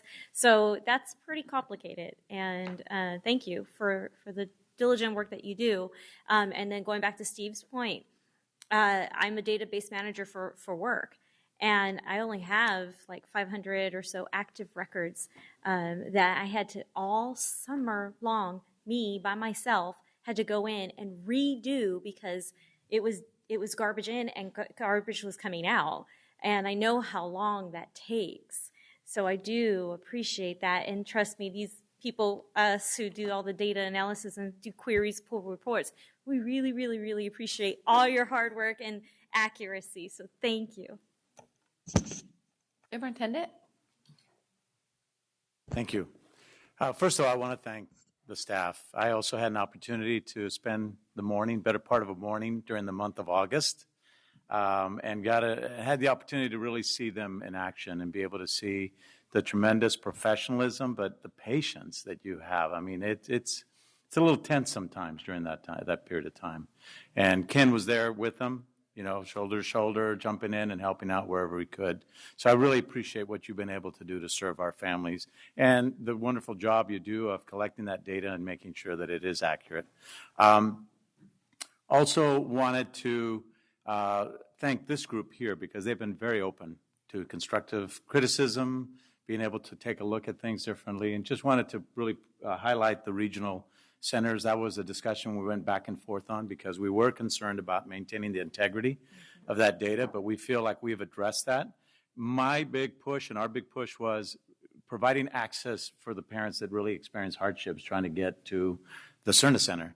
We know a lot of them have to take time off work where they don't get paid, so we're trying to minimize the times they have to come here and have to do that. But also some of them just have some real hardships with transportation. So we're hopeful, and we will be keeping data on it, but we're hopeful that moving some of this during the month of August out to certain parts of our city, that it will provide a better access for our parents, and that it'll facilitate them getting their kids enrolled. We do feel that we have addressed the integrity part of that in terms of having the senior staff be a part of that, and then do some really extensive training to make sure that we maintain the quality of data and input that we have up to this point. So again, thank you guys all for just the tremendous job you do. It is just an immense task, but we are looking at increasing the number of folks so that we have more bodies there, more folks that can attend to our parents in our community when they come in during the month of August. So thank you. Thank you. Thank you, Superintendent. So wait, I still want to, please stay. Don't go anywhere. I too want to thank all of the staff and those of you that are on the front lines and doing it. I know that you guys are understaffed and overworked, and we've heard it. We know what's going on there. So I want to just, give you my heartfelt thanks. I do have concerns, and it's not around work ethic whatsoever. My concerns are, I represent Area 3, which is the area that's farthest east, all the way into Rancho Cordova. And when I go to school sites and I hear about families that don't have a vehicle and they have to take a bus down here to the enrollment center, and then when they get here, they are missing some paperwork. So then they have to take a bus all the way back out to Rancho Cordova. And they have to acquire their paperwork, and then they take a bus all the way back down here to the Cerna Center. And when they get here, the doors are closed.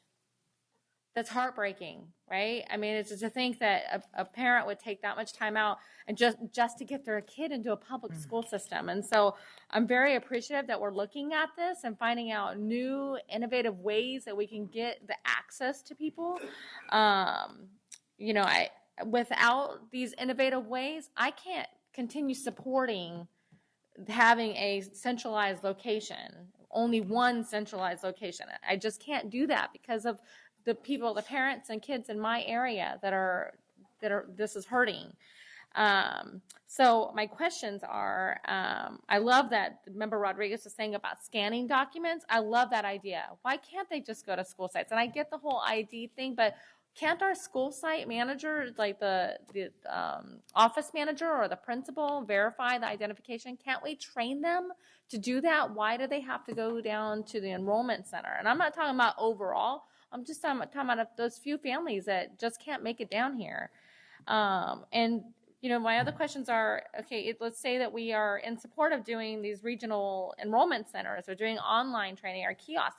When are we going to do this? When is this going to come up where we can approve this? Do you have an answer for that? Have you guys been in talking about what this looks like? When when will that decision be made? We're working on developing the online registration system now. We have a target in mid-January for deployment. The funding for the kiosks has already been approved, and we're working on the prototypes now. And we intend to be testing them in the enrollment center in the coming weeks, in fact. So it's happening right now. Great. Will you just tell me how I can support that, and I will go down and do field trips and come and have meetings, and just let me know how I can make it happen. All right. And I love the idea of having more employees. Obviously, there's not enough of them, and I know how that could be, how that could be hurtful to employees as well, especially during the busy times of August and early September, or right before school starts, when people are scrambling to get their kids enrolled in schools. And then there's other issues that I've brought up. I know I've talked to Mary several times about just things about enrollment, some of the policies that are in place, like we can't take out of district students until was it 2 or 3 weeks after school already started. We need to look at those policies, because what happens, like in my area, I'm backed up against San Juan, Elk Grove, and Folsom Cordova, all right around my little area. Kids in high school have so many choices where they want to go to school. So we are fighting for the enrollment. We are fighting to keep them there. And we're doing a great job at it. But if they want to come to our school, say they live in Rancho Cordova or across the river in the San Juan area, and they want to come into our school system and go to school at Rosemont or George Washington Carver, they can't. They said, you have to wait 3 weeks. Well, those schools already started 2 weeks ago.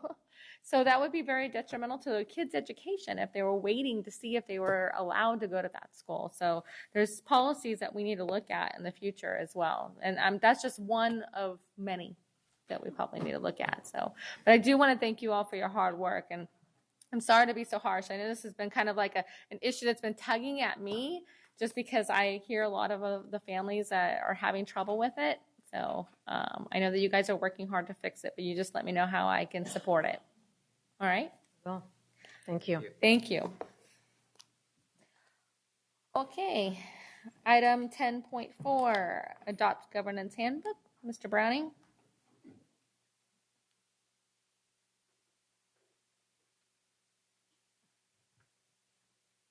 Hello, President Pritchett, Superintendent Bonda, members of the school board. I'm Nathaniel Browning, the Special Assistant to the Board of Education. I'm here tonight to present the governance handbook to the board for action. It was first presented back on October 6th as an informational item. And the document in your board packet has a small revision in it, so it's being passed around now. The revision was on page 9 under the district provided email accounts. I also provided copies in the back of the room for all the community members.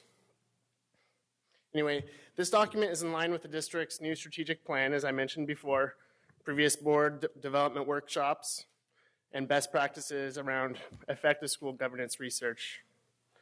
The document outlines the vision, values, and goals of the district, roles and responsibilities of the board and its members, board beliefs and values, meeting norms, governance protocols, and communication protocols.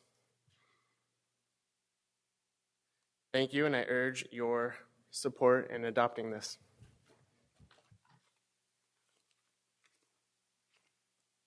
Do you have any public comment? No? Okay. Vice President Hansen. I'd like to motion that we table this item until our new board members are seated, and so we can do this with our full board at that time. Have a second? All in favor say aye. Aye. Opposed? Opposed. Abstentions? All right, as opposed. All right, do we have any other board comment? Member Wu? Oh, sorry, not Member Wu. Member Cochran? So First of all, President Pritchett, I'd like to have you recount what the vote was and who voted. Perhaps we should do a roll call vote before I make my comments. I will do a roll call vote on the actual vote. Okay, yeah, thank you. So the vote will be taken tonight, it appears. And I want to point out that we have 2 board members who are now future board members in the audience tonight who will be holding positions on this board, who will not have an opportunity to have their personal input, their perspective, bringing with them the area that they represent into the decision-making process for this document, and yet they will be governed by it if this board approves this document. The document itself is very well written, has the best intent, and I actually approve of it and in theory support it. My comments have no reflection on the writer, who did an excellent job, or the committee who worked on pulling together these ideas, or the sentiment. It is not a tried system. When you have a system, whether it's a digital system, whether it's a governance system, or a proposed system of any kind, it's best to have an alpha and a beta before you actually have a full rollout of the system. We have been currently trying to operate under this governance system with our special board assistant, and I think it's been going very well. But we need to make sure that this is something that works and that all board members will adhere to. It is for these reasons that I will vote no tonight on this, and it saddens me to do so. Let me just recap. We have Michael Minnick and Mai Vang in the audience. They have no say in this, and yet they're going to sit on this board for 4 years and be ruled by it. That's not right. Also, it's not a tried process, and I'd like to have all the kinks worked out of it before we actually approve it. Those are my reasons. I'm emphatic about it, and I don't think it's right to vote yes on it for those 2 reasons. Thank you. Thank you. Member Arroyo? Thank you, President Pritchett. I would just like to say that there's never a perfect system of governance. As I have mentioned to some of my colleagues, there's a reason why people get elected to represent the community and be their voice, and it's per the judgment and the work of the board and individual board members to figure out, kind of how to make it balance. If it was always up to a very specific system, then you wouldn't need people, right? And to some degree. And I think that to a larger extent, I think that Mr. Minnick and Ms. Vang would have an opportunity to be part of this board and have that dialogue. And there's nothing that precludes the board to change it, adopt it. Over the years, we have tried different models. During my stay, during the 8 years that I have been on the school board, we had 3 different versions. And I think that the current one that we have is just the natural one where we are ruled by our state constitution, federal law, state policy, even our regular school board policies pretty much dictate kind of like how we operate. And if these are guidelines that do not quite dictate, our behavior, nonetheless, it gives us some guidelines.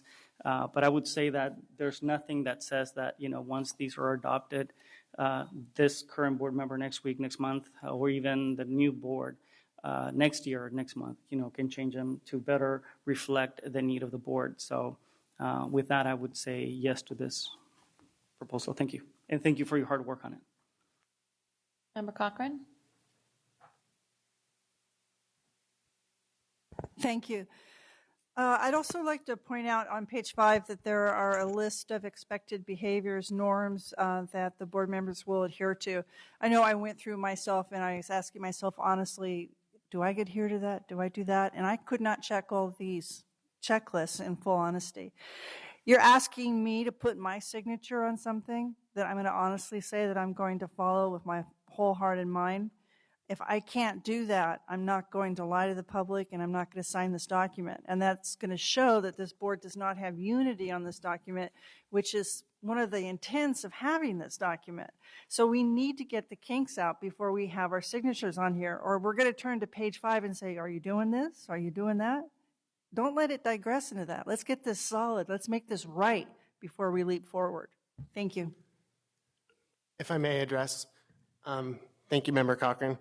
So this document, as it is, except for the minor correction on page 9 that I mentioned, was presented to the board a month ago and asked to review. So it's been before the board before. Also, this document is largely based on California School Board Association recommendations, which 3 members of our school board are elected officials for California School Board Association. And these are also based on national and state best practices as well. Member Wu? Thank you, President Pritchett. I agree with my colleague, Member Arroyo. There is no perfect time to review or approve such a governance handbook. This governance handbook is a guide to us as to how we will behave. It is not going to be cast in concrete, but hopefully we, as members of a democratic body, will be able to abide by the parameters which we are placing upon ourselves. I understand that deviations may occur from time to time, but that's the nature of human intercourse. And I think that as this has been out on the street for the last month, and I am assured that our new board members have already reviewed it, even though they're not here to opine. We will and we can revisit this document from time to time, and in fact, some of the guidelines in this handbook require that we review certain items on a regular basis. So with that, notwithstanding the motion from my 2 colleagues to table this matter for another time, I'm going to move to adopt this governance handbook. Second. Member O'Brien, Vice President Ryan? Thank you. I know a motion has been made, and I don't want to belabor this point. I respect the opinion of my fellow board member Cochran tremendously, and I rarely disagree with her, but this is one of those occasions. And primarily because I feel like a board with the absence of good governance is a recipe for disaster. I know in conversations with staff members that there has been, unfortunately, staff morale that has plummeted as a result of some unfortunate abuses of power, not to single out an individual board member. I think sometimes it's unconscious even. In putting in place norms and expectations based on the best practices of good governance in other districts across the state, we help buck some of those troubling dynamics. We put forth a framework for some shared values for how the board should operate. And beyond that, I do want our board members elect to know that not only have we been given an opportunity to provide feedback for quite some time, but we also have clearly stated that our support of this is on the condition that we have the opportunity to make adjustments when our new board members join us and where we find that we fall short. Member Cochran?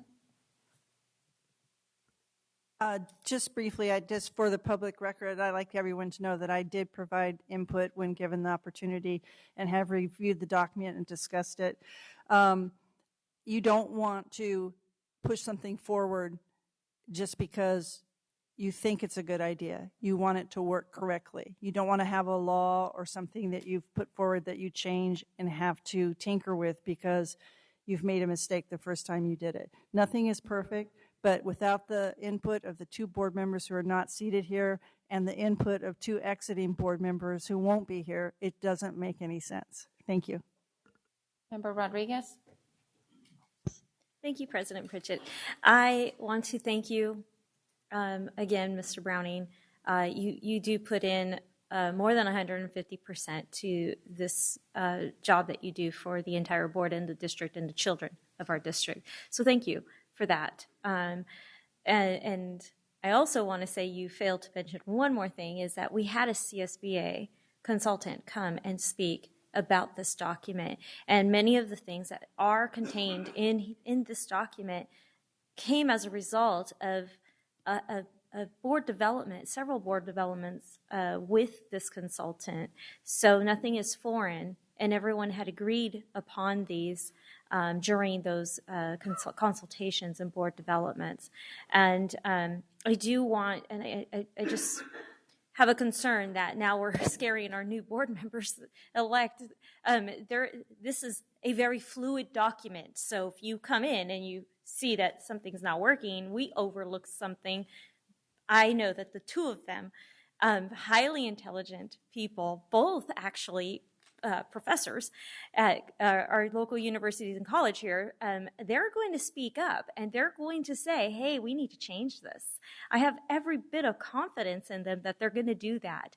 And I also feel that they want some advice from the people who've been here the longest at this point. So I do appreciate them and value the words of my colleague, Member Arroyo, in this. We have gone through several types of governance systems and tried them. And I think this is a good middle ground, something to start with.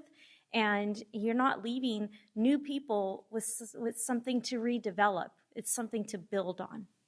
Thank you again for all your hard work. Vice President Hansen? Call the question.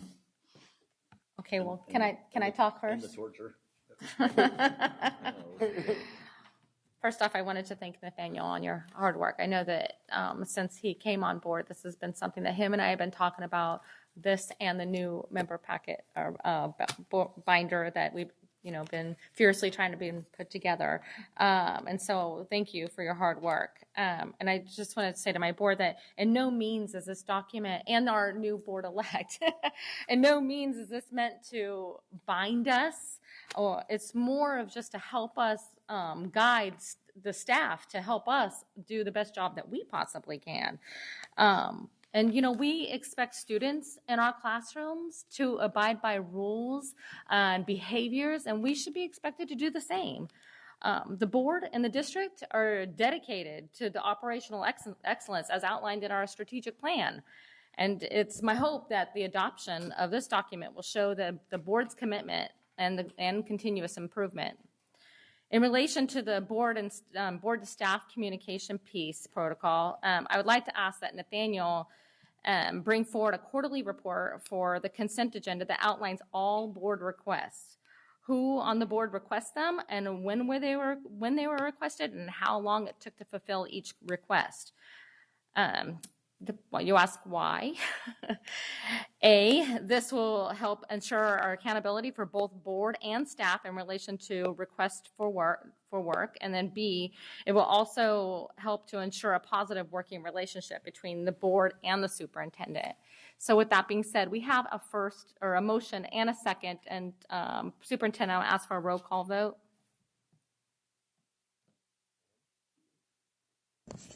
Member Arroyo. Member Cochran. No. Vice President Hansen. Abstain. President Pritchett. Aye.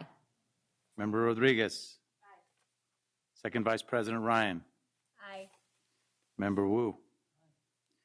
Madam President, the item passes 5-1, no, and 1 abstention. Great. Thank you so much. Thank you, Nathaniel. Can I ask one clarifying question on what you're requesting? Yeah. So quarterly report to be given to the board that tracks who made the request, when they made the request, when the request was fulfilled, and did you say... And how much time it took to fulfill the request. The staff, how long it took the staff to complete that request. Okay. That is right. Thank you. You're welcome. Okay, item 10.5, approve rail yards project school facilities agreement. Ms. Allen?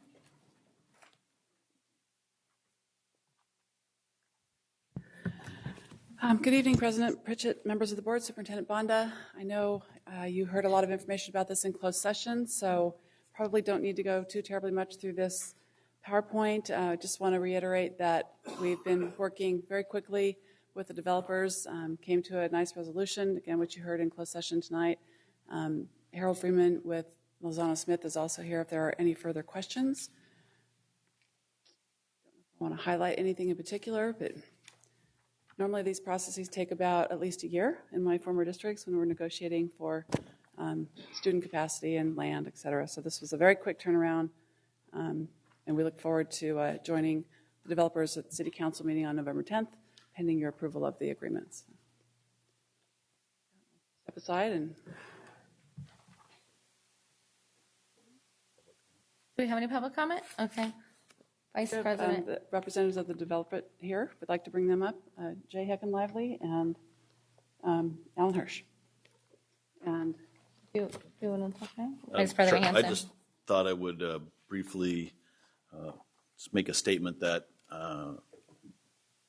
negotiations with developers that are in our district, sometimes it's complicated, sometimes it's easy, sometimes it's fair, sometimes it's painful, and I want to thank the Rail Yards developers for being very straightforward and honest and fair. I think in the negotiations, I appreciated that very much.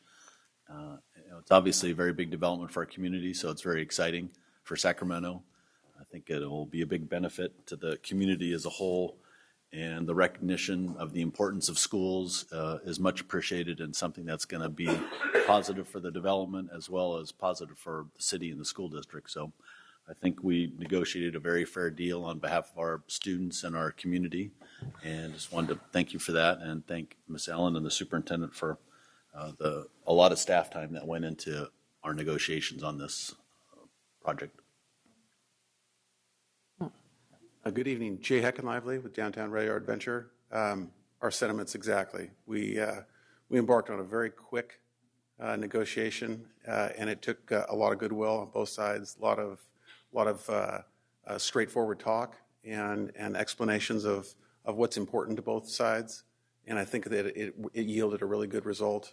We're really excited about our November 10th City Council determination and to move the project forward. Moving forward is good for all of us. We're looking forward to starting the process of development of the Rail Yards project. It's important on so many different levels. So we're very pleased with where we're at. And once again, I echo the sentiments. It was a very good negotiation and very appreciated. Great. Thank you so much. This is an action item, so I'm going to get a motion to approve. So moved. Can I get a second? Second. Motion and a second. All in favor say aye. Aye. Opposed? I'm opposed. Abstentions?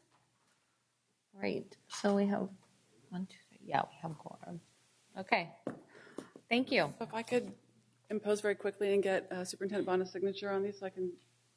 Sure. While you're getting a signature, we're just going to keep on moving on. So 11.0, business and financial information reports received. Item 12.0, future board meetings and locations, November 17th here and December 8th will be here as well. And item 13.0 is adjournment, but we need to go back upstairs. So we're going to, if you like to, motion to adjourn to go back upstairs. Motion to adjourn. Okay. A motion to adjourn to closed session. What was that? A motion to adjourn to closed Okay, session. motion to adjourn for closed session. Mm-hmm. Oh, Motion to adjourn in closed session. thank you. I got a motion and a second. All in favor say aye. Aye. Opposed? Abstentions? Great. Thank you.